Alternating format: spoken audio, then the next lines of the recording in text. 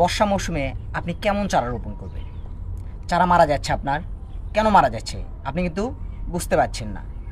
তো এই বর্ষার সিজনে আপনি কিন্তু অনেক জায়গা থেকে চারাগুলো ক্রয় করছেন, কিন্তু আপনি চারা যখন জমিতে লাগাচ্ছেন মানে রোপণের পরে আপনি দেখতে পাচ্ছেন যে আপনার চারাগুলো মারা যাচ্ছে।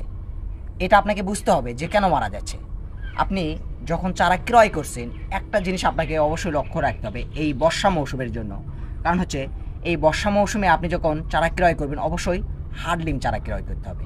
কারণ এই এই সময়টাতে অনেক চারার চাহিদা থাকে। এই চাহিদার কারণে আপনার অনেক এগ্রো আছে যারা হচ্ছে আপনার চারা খুব দ্রুত সেল করার জন্য আপনার চারাতে অনেক মেডিসিন আছে, আপনার ইউরিয়ার পানি আছে, এগুলো দিয়ে চারা খুব দ্রুত বড় করে। যার ফলে আপনি যখন ওই চারাগুলো যখন আপনি জমিতে রোপণ করেন তারপরে কিন্তু জমিতে যাওয়ার পরে আপনার চারাগুলো কিন্তু আপনার খুব দ্রুত মানে আপনার ওদের আবহাওয়ার সঙ্গে ম্যাচিং করতে পারে না। তো আপনি এই বর্ষা মৌসুমে কেমন চারা রোপণ করতে হবে?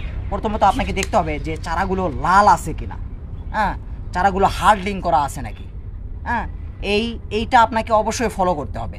কারণ এই বর্ষা মৌসুমে আপনি যদি এই হার্ডলিং চারা না রোপণ করেন আপনার জমিতে চারা রোপণের সঙ্গে সঙ্গে দেখবেন আপনি 2-3 দিনের ভিতর চারাগুলো শুকে শুকে মারা যাচ্ছে।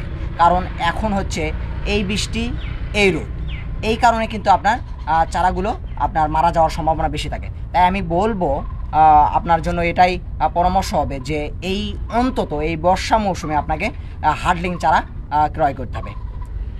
তো আজ এ পর্যন্তই।